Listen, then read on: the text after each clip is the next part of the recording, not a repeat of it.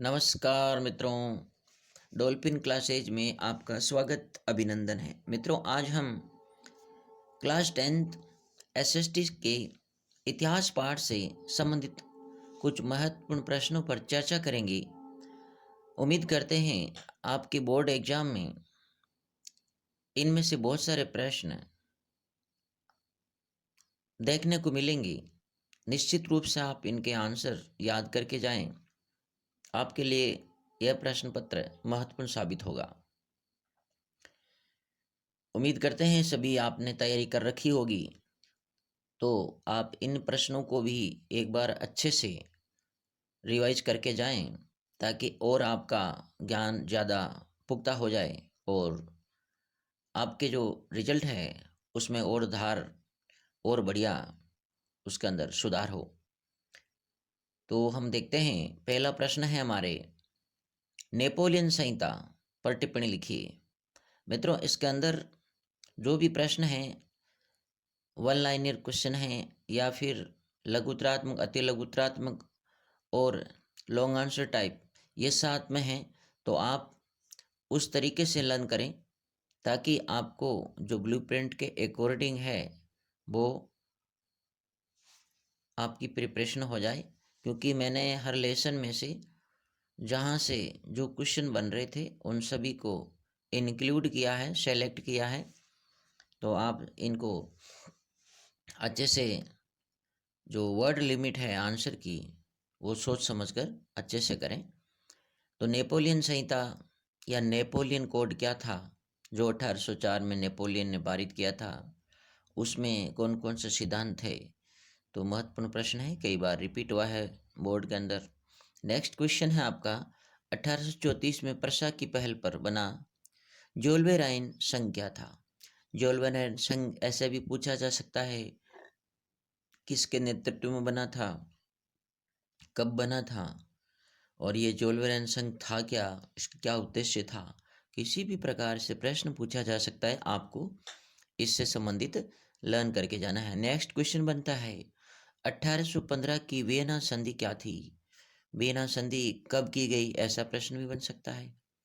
Vienna संधि किस प्रकार विजित राष्ट्रों के द्वारा महत्वपूर्ण संधि थी और इसमें क्या प्रावधान थे? नेक्स्ट क्वेश्चन आता है, यूरोपीय सभ्यता का पालना किसे कहा जाता है, या यूरोपीय सभ्यता का पालना यूनान को क्यों कहा जाता है? तो या फिर कवियों और कलाकारों ने यूरोप की सभ्यता का पालना किसे कहा है? किसी भी प्रकार से प्रश्न पूछा जा सकता है, आपको रेडी रहना है। नेक्स्ट है क्वेश्चन, अंग्रेज कवि जो यूनान की आज़ादी के युद्ध लड़ने गए थे और साथ ही वहाँ 1824 में बुखार से उनकी डेथ हो गई थी, उस कवि और फ्रीडम फाइटर का नाम बताना है। उसका नाम था लॉर्ड बायरन। ध्यान रखना, इस प्रकार के प्रश्न, कवि और योद्धा दोनों थे ये। और वैसे कवि किसी देश की आज़ादी को बहुत बड़ी पैनी धार दे सकते हैं, क्योंकि उनके जो साइकोलॉजिकल वार होते हैं तत्कालीन सरकार के कुकृतियों के या शोषणकारी नीतियों के, अंदर तक जनता को जागृत करने में बड़े मददगार साबित होते हैं। भारत के अंदर भी और हर दुनिया के देश में जहाँ पर भी समस्याएं थी, बुराइयां थी, उनसे लड़ने के लिए जो कलाकार, कवि और दार्शनिकों ने जो योगदान दिया है वो अतुल्य और अविस्मरणीय है। तो यहाँ पर भी इन्होंने भी दोनों ही तरह से योगदान दिया था। धल तलवार और कलम दोनों की धार से इन्होंने देश की सेवा की थी। नेक्स्ट क्वेश्चन बनता है, 1832 की कुस्तुनतुनिया की संधि ने यूनान को एक स्वतंत्र राष्ट्र की मान्यता दी थी। यानी कि प्रश्न बन सकता है कि जो कुस्तुनतुनिया की संधि कब की गई थी, या फिर यूनान को एक स्वतंत्र राष्ट्र की मान्यता किस संधि के द्वारा दी गई थी, या फिर यूनान को एक स्वतंत्र राष्ट्र की मान्यता कब दी गई थी? तो याद रखना है आपको, 1832 को कुस्तुनतुनिया संधि के द्वारा यूनान को एक स्वतंत्र राष्ट्र के रूप में मान्यता दी गई थी। नेक्स्ट क्वेश्चन है आपका, रोमानिया रोमानी कल्पना तथा राष्ट्रवादी भावना ने राष्ट्रवाद के विकास में क्या योगदान दिया, समझाइए। देखिए, रोमानी या काल्पनिकता जो होती है, ये कल्पना जो है दार्शनिक कर सकता है। कल्पना दूरदर्शी और पॉजिटिव सोच वाला कर सकता है। तो दार्शनिकों, कवियों ने किस प्रकार से रोमानी राष्ट्रवाद की और एक स्वतंत्र देश की जो छवि गढ़ी जनता के मन में, उनके हृदय में, वो किस प्रकार राष्ट्र की आज़ादी और राष्ट्रवादी भावनाओं को आगे बढ़ाने में महत्वपूर्ण साबित हुई थी। यूरोपीय राष्ट्रों के अंदर ही नहीं, बाकी देशों में भी जो रोमानी कल्पना और राष्ट्रवाद की भावना कवियों और दार्शनिकों ने जो मंडी थी, वो किसी भी देश के लिए महत्वपूर्ण साबित हुई थी और आज भी ये महत्वपूर्ण साबित होती है। नेक्स्ट क्वेश्चन है, 18 मई 1848 को निर्वाचित जर्मन फ्रैंकफर्ट संसद फेल क्यों हो गई थी। अब देखो, क्वेश्चन किसी भी प्रकार से पूछ सकते हैं आपसे कि जो जर्मन फ्रैंकफर्ट संसद कब निर्वाचित की गई थी, तो 18 मई 1848 को। फिर ये कि इसमें क्या कमियां थी जिसकी वजह से, जिस उद्देश्य के लिए इस फ्रैंकफर्ट संसद का निर्माण किया गया था, वो विफल हो गई थी। क्योंकि यहाँ के राजा भी नहीं चाहते थे और यहाँ पब्लिक सही से नेतृत्व प्रदान नहीं कर सकी, इसलिए फेल हो जाती है। नेक्स्ट क्वेश्चन है, जर्मनी के एकीकरण की प्रक्रिया को समझाइए। या फिर प्रश्न बन सकता है कि जर्मनी के एकीकरण में बिस्मार्क के योगदान का उल्लेख कीजिए। ये महत्वपूर्ण प्रश्न आपके एग्जाम में आ सकता है, बिस्मार्क का, मैत्सिनी का। नेक्स्ट क्वेश्चन है, इटली के एकीकरण पर टिप्पणी लिखिए। अब जर्मनी का पिछली बार आया है तो इटली का आएगा, और इटली का आ रखा है तो जर्मनी का, और हो सकता है कि रिपीट भी हो जाए। तो जर्मनी और इटली के एकीकरण से संबंधित प्रश्न आप अच्छे से प्रिपेयर करके जाए इनका आंसर। और ये पूछा भी जा सकता है कि इटली के एकीकरण में जो गेरिबाल्डी है या फिर मैत्सिनी है, उसके योगदान का, और बिस्मार्क का जो है जर्मनी के एकीकरण में योगदान पूछ सकते हैं। काउर की भूमिका भी पूछ सकते हैं। नेक्स्ट क्वेश्चन है, 1688 की महान क्रांति या ग्रेट रिवॉल्यूशन जो इंग्लैंड की थी, वो संवैधानिक राजतंत्र की स्थापना में किस प्रकार महत्वपूर्ण साबित हुई थी। यानी कि रक्तहीन क्रांति हुई थी और वहाँ राजतंत्र, संवैधानिक राजतंत्र की स्थापना हुई थी कि राजा संविधान के दायरे में रहकर काम करेगा। ये बहुत बड़ी क्रांति थी, रक्तहीन क्रांति थी, गौरवपूर्ण क्रांति थी। नेक्स्ट क्वेश्चन है, इंग्लैंड तथा स्कॉटलैंड के मध्य एक्ट ऑफ यूनियन 1707 से United kingdom of great Britain का गठन हुआ था। तो ये किस प्रकार से हुआ था, या किस संधि के द्वारा United kingdom of great Britain का गठन हुआ था। या फिर पूछ सकते हैं कि इंग्लैंड व स्कॉटलैंड के मध्य एक्ट ऑफ यूनियन कब संपन्न हुई थी। या ये भी पूछ सकते हैं कि 1707 में इंग्लैंड व स्कॉटलैंड के मध्य एक्ट ऑफ यूनियन के माध्यम का क्या परिणाम था। तो United kingdom of great Britain का गठन हुआ था। नेक्स्ट क्वेश्चन है, 1801 में कैथोलिक आयरलैंड को ब्रिटेन में मिलाया गया था। अब इंपॉर्टेंट क्वेश्चन बनता है, भी किस प्रकार से कैथोलिक और प्रोटेस्टेंट के मध्य संघर्ष हुआ था और 1801 में आयरलैंड को ब्रिटेन में मिला दिया गया था। तो ये भी पूछा जा सकता है कब मिलाया गया था। देखिए नेक्स्ट क्वेश्चन, यूरोप का बाल्कन क्षेत्र कौन सा क्षेत्र कहलाता है।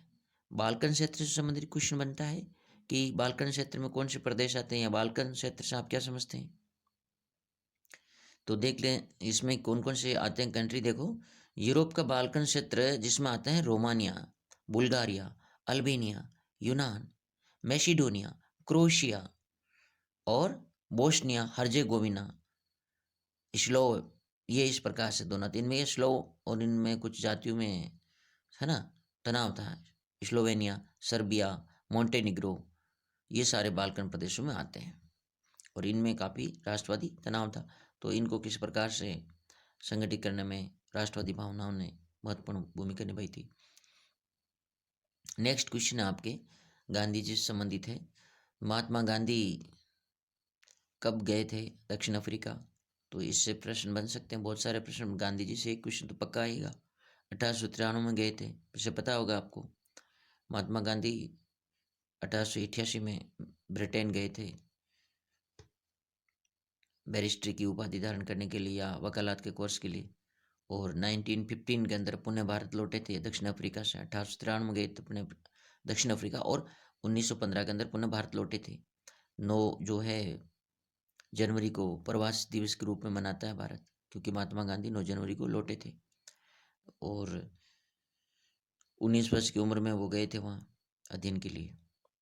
नेक्स्ट क्वेश्चन है, देखो गांधी जी के आंदोलन कौन कौन से थे? प्रारंभिक आंदोलन के बारे में पूछा जा सकता है आपको कि सबसे पहले तो असत्याग्रह, जो सत्याग्रह का अहिंसा पर आधारित आंदोलन था, वो उन्होंने प्रयोग किया था दक्षिण अफ्रीका में उनको न्याय दिलाने के लिए, जो रंग भेद की नीति के खिलाफ किया था।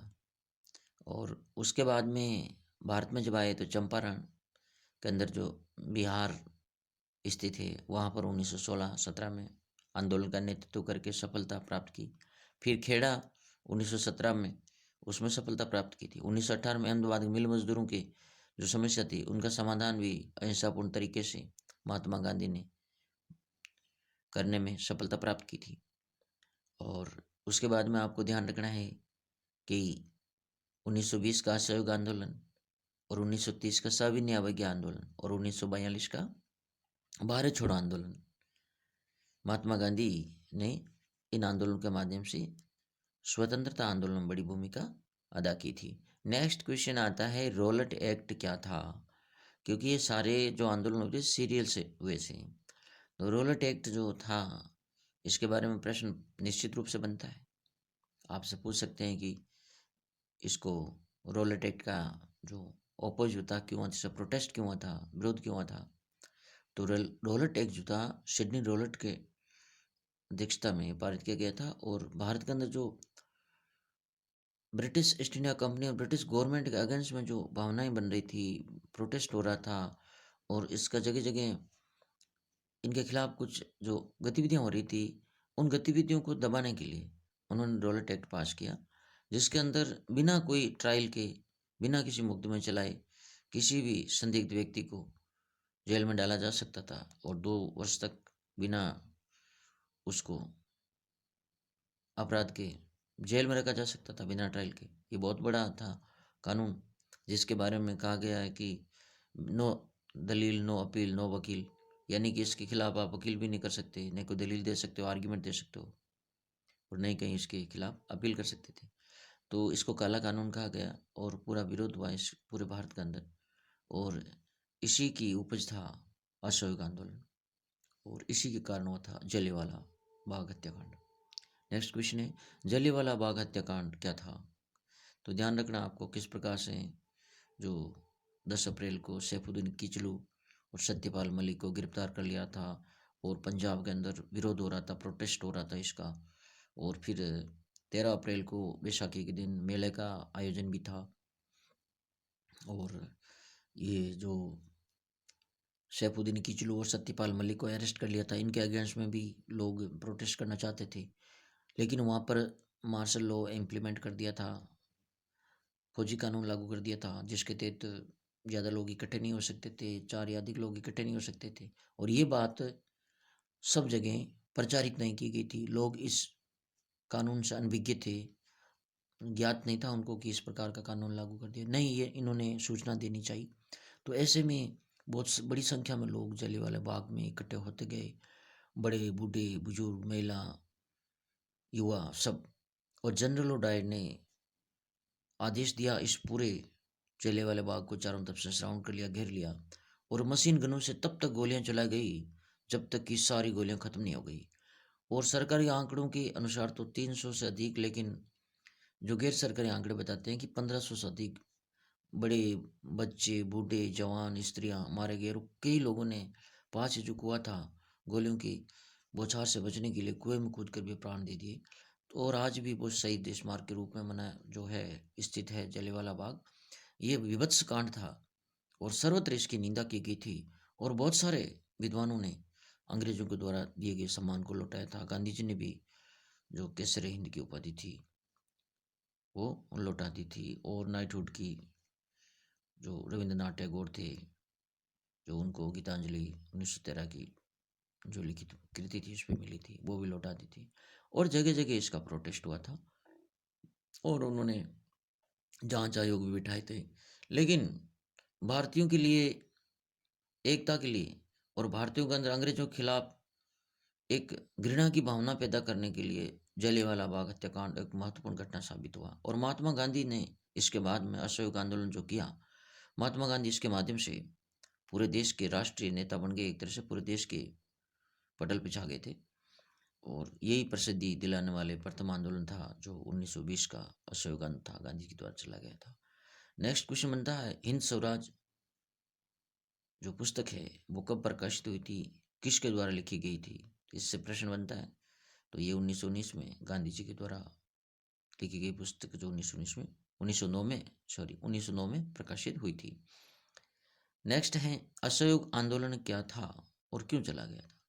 देखिए, आपसे पूछ सकते हैं कि असहयोग आंदोलन क्यों चलाया गया था? क्योंकि महात्मा गांधी ने चलाया था और उनका विचार था कि अंग्रेजों के सहयोग से भारत में इनका राज्य कायम हुआ है, और भारतीय यदि सहयोग नहीं करेंगे तो वो बहुत जल्दी चले जाएंगे और भारत को मुक्ति मिल जाएगी। हालांकि इतना आसानी से जाने वाले नहीं थे, और महात्मा गांधी ने कहा 2 साल के अंदर चले जाएंगे। हालांकि कई बड़े नेताओं ने भी महात्मा गांधी की इस सोच का विरोध किया, मतलब विरोध किया था, या उनकी आलोचना की थी, या असहमत थे कि 2 साल के अंदर इतना गहरा जो राज्य है, इनकी जड़ें हैं अंग्रेजों की, जा नहीं सकते। फिर भी महात्मा गांधी ने उम्मीद की थी कि हम सहयोग नहीं करेंगे। तो हालांकि इनका व्यापार आधा हो गया था, क्योंकि भारतीयों ने असहयोग किया, निश्चित रूप से अंग्रेजों पर बड़ी आंच आई थी। लेकिन ये ज़्यादा चल नहीं पाया, क्योंकि इसके वैकल्पिक व्यवस्था नहीं थी। असहयोग आंदोलन में भारतीयों ने जो इनकी कचहरियों का, इनके जो स्कूल्स है, कॉलेज है, इनके प्रतिष्ठान है, नौकरियां हैं, छोड़ी, लेकिन उसका कोई विकल्प नहीं था, दूसरी स्थापित नहीं थी संस्थाएं। इसलिए ज़्यादा समय तक ये ऐसा कर नहीं पाए भारतीय, और ये आंदोलन ज़्यादा सफल हो नहीं पाया। और वैसे महात्मा गांधी ने चोरी चारी जो चोरा चोरी कांड हुआ था, इसके दौरान इस आंदोलन को स्थगित भी कर दिया था। नेक्स्ट क्वेश्चन आता है, खिलाफत आंदोलन पर टिप्पणी लिखिए। शौकत अली, मोहम्मद अली के नेतृत्व में जो खिलाफत आंदोलन चला था, और महात्मा गांधी ने खिलाफत आंदोलन का सपोर्ट किया था, और इसके एवज में मुसलमानों से असहयोग आंदोलन में सपोर्ट करने को जो कहा था। टर्की के खलीफा और टर्की के विभाजन से संबंधित जो चर्चाएं थी उनको रोकने के लिए, या संभावित जो विभाजन और खलीफा की शक्तियों को कम करने से संबंधित जो बातें थी, इसके लिए पूरे दुनिया में आंदोलन चल रहा था। तो भारत के अंदर भी शौकत अली, मोहम्मद अली, अली बंधु के नेतृत्व में खिलाफत कमेटी का गठन हुआ, और इस आंदोलन को बढ़ाने का प्रयास हुआ था। नेक्स्ट क्वेश्चन आता है, गिरमिटिया मजदूर कौन थे?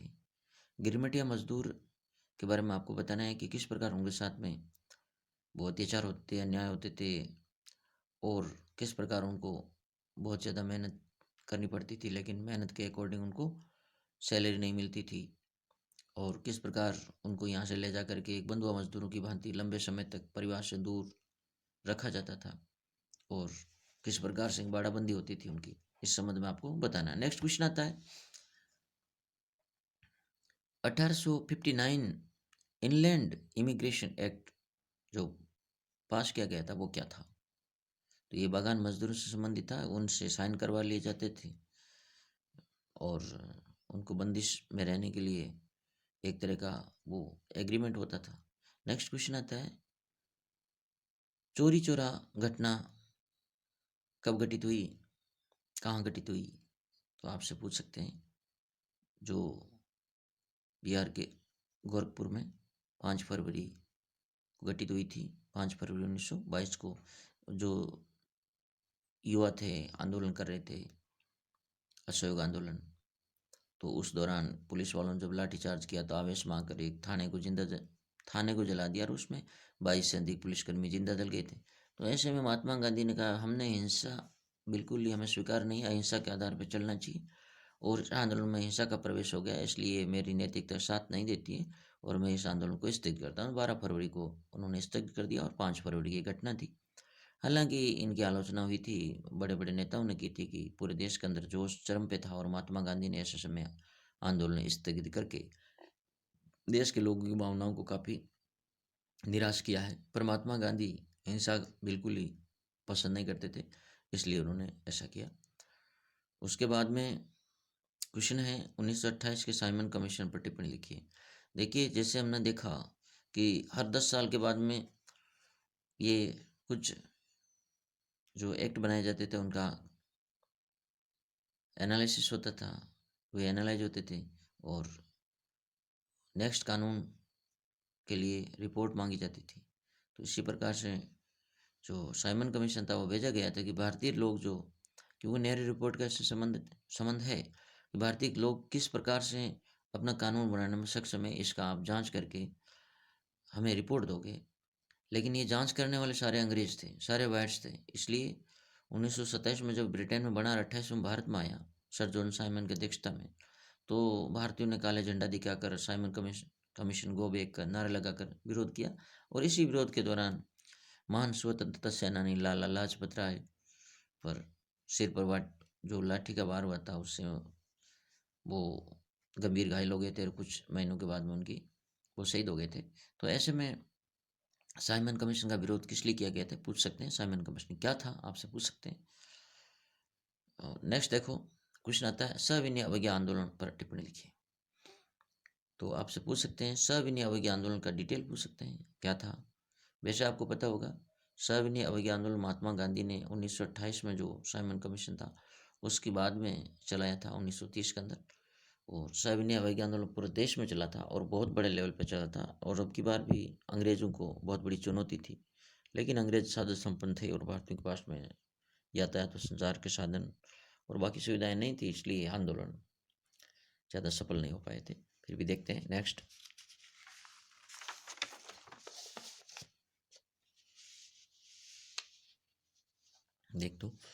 हम देखते हैं आगे और कौन से प्रश्न महत्वपूर्ण प्रश्न बन रहे हैं, जिन पर अपन चर्चा करते हैं। नेक्स्ट है आपके कि दिसंबर 1929 कांग्रेस का लाहौर अधिवेशन था, उसकी अध्यक्षता किसने की थी, पूछ सकते हैं। तो पंडित जवाहरलाल नेहरू ने की थी। और इसमें क्या निर्णय लिया गया था, निर्णय लिया गया था कि एक तो स्वराज्य की मांग रखी गई थी, पूर्ण स्वराज्य की मांग रखी गई थी। एक इसके अंदर 26 जनवरी को 1930 से प्रतिवर्ष स्वतंत्रता दिवस के रूप में मनाने का निर्णय लिया था। और इसी दिन के ऐतिहासिक महत्व को ध्यान में रखते हुए हमारा जो संविधान है वो 26 जनवरी 1950 को लागू किया गया था। हालांकि ये जो है नवंबर 1949 के अंदर तैयार हो गया था, लेकिन इस ऐतिहासिक महत्व के दिन का ध्यान रखते हुए 26 जनवरी को लागू किया जाता है। नेक्स्ट क्वेश्चन आता है 31 जनवरी 1930 को गांधी जी ने इरविन को 11 मांगों का एक पत्र लिखा था।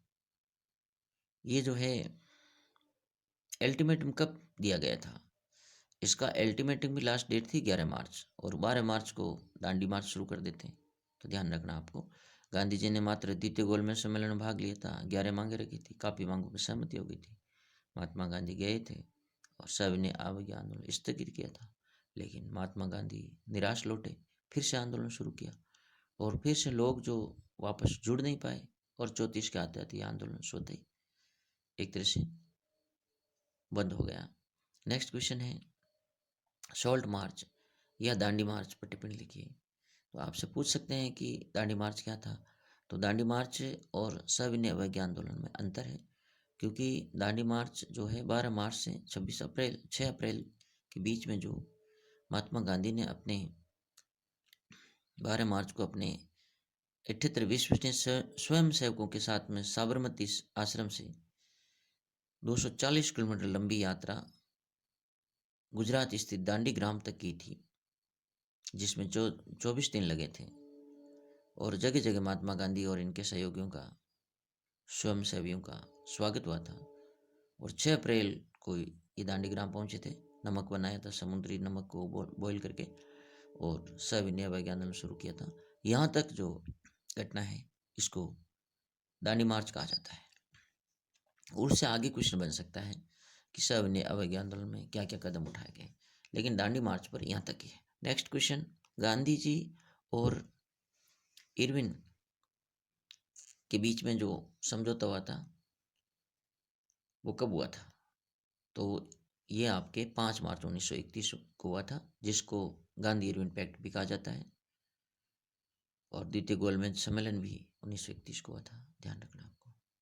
नेक्स्ट क्वेश्चन है, हिंदुस्तान सोशलिस्ट पार्टी या हिंदुस्तान सोशलिस्ट रिपब्लिकन पार्टी की स्थापना कब और किसके द्वारा की गई थी? तो 1928 में भगत सिंह, जतिन दास और अजय घोष के द्वारा की गई थी। नेक्स्ट क्वेश्चन, 1929 में भगत सिंह बटुकेश्वर दत्त ने लेजिस्लेटिव असेंबली पर बम फेंका था। पूछ सकते हैं कि कब और किसने। नेक्स्ट है, फिक्की का फुल फॉर्म क्या होता है? तो भारतीय वाणिज्य एवं उद्योग परिसंघ, जिसको शॉर्ट में फिक्की कहा जाता है। इसका गठन कब हुआ था? इसका गठन 1927 में हुआ था। नेक्स्ट क्वेश्चन आता है, दलित वर्ग एसोसिएशन या डिप्रेस्ड क्लास एसोसिएशन की स्थापना कब और किसके द्वारा की गई थी? ध्यान रखना 1930 डॉक्टर भीमराव जी अंबेडकर द्वारा। नेक्स्ट क्वेश्चन है, पूना पैक्ट कब संपन्न हुआ था? तो पूना पैक्ट 24 सितंबर 1932 को जो पूना की येरवदा जेल में, सेंट्रल जेल में महात्मा गांधी और भीमराव अंबेडकर के बीच संपन्न हुआ था। क्योंकि अंग्रेजों ने दलितों को सवर्णों से अलग करने का प्रयास जो किया था, उसे विफल करने के लिए महात्मा गांधी ने दलितों को अंग्रेजों के द्वारा दिए जाने वाले आरक्षण से भी ज़्यादा आरक्षण और सामान्य सीटों पर दिए जाने का प्रस्ताव रखा और भीमराव अंबेडकर राजी हो गए। नेक्स्ट क्वेश्चन है, वंदे मातरम गीत किसके द्वारा और कब लिखा गया है? तो 1870 में बंकिम चंद्र चट्टोपाध्याय या बंकिम चंद्र चटर्जी के द्वारा लिखा गया था। और उनके प्रसिद्ध उपन्यास आनंद मठ से इसे लिया गया है। नेक्स्ट क्वेश्चन है, रेशम मार्ग का महत्व लिखिए। रेशम मार्ग के बारे में आपने बहुत सुना होगा, जिनसे किन किन वस्तुओं का आयात निर्यात होता था, व्यापार में क्या इनका योगदान था। नेक्स्ट क्वेश्चन है, अंतर्राष्ट्रीय आर्थिक विनिमय में कितने तरह की गतियों या प्रभावों का उल्लेख किया गया है? तो ध्यान रखना है, समझ के अंदर आपको पता होगा कि व्यापार, श्रम, पूंजी आदि जो अंतर्राष्ट्रीय व्यापार के प्रवाह के एलिमेंट्स हैं, तो ध्यान रखना है। नेक्स्ट क्वेश्चन आता है, कॉर्न लॉ क्या था? और कॉर्न लॉ क्या था और क्यों बनाया गया था, फिर बाद में क्यों रद्द किया गया था? व्यापारियों को दबाव में आकर के किस प्रकार से अंग्रेज सरकार ने कॉर्न लॉ बनाया था? और उसके बाद में ये भी ध्यान रखना आपको, ब्रिटेन वुड्स क्या था, ठीक है ना। और ये कॉर्न लॉ जो है वो ब्रिटेन में मक्का आयात पर बैन लगाया गया था, ताकि वहाँ के जो व्यापारी थे उनको बेनिफिट हो। बाद में इसका विरोध किया, जिससे वापस लेना पड़ा। नेक्स्ट क्वेश्चन है, ब्रेटन वुड्स समझौता क्या था? आपको पता होगा, इसके माध्यम से IMF, इंटरनेशनल मॉनेटरी फंड और वर्ल्ड बैंक की स्थापना हुई थी। इनको जुड़वा बहने भी कहा जाता है। तो ब्रेटन वुड्स जो 1944 में सम्मेलन हुआ था, इस संबंध आपसे क्वेश्चन पूछ सकते हैं। नेक्स्ट क्वेश्चन आता है, साउथ अफ्रीका में रैन पेस्ट पर टिप्पणी लिखी है। रैन पेस्ट जो 1890 में साउथ अफ्रीका में आया था, उससे बड़े पैमाने पर किस प्रकार मवेशी नष्ट हो गए थे। 90% मवेशी नष्ट हो गए थे और वहाँ के लोगों की जो आर्थिक परिस्थिति है बहुत डाउन हो गई थी, क्योंकि आर्थिक सोर्स था उनका पशुपालन। नेक्स्ट क्वेश्चन आता है, भारतीय अर्थव्यवस्था पर वैश्विक महामंदी के प्रभाव को समझाइए। यानी कि जो वैश्विक महामंदी 1929-30 की थी, उसका भारतीय अर्थव्यवस्था पर भी प्रभाव पड़ा था, क्योंकि भारत उस समय अंग्रेजों का गुलाम था। और जो वैश्विक मंदी थी उसका संबंध भारत से भी था। तो भारत पर क्या नेगेटिव और पॉजिटिव प्रभाव पड़े, इससे संबंधित आपको बताना है। नेक्स्ट क्वेश्चन आता है, भाप इंजन का आविष्कार किसके द्वारा किया गया था?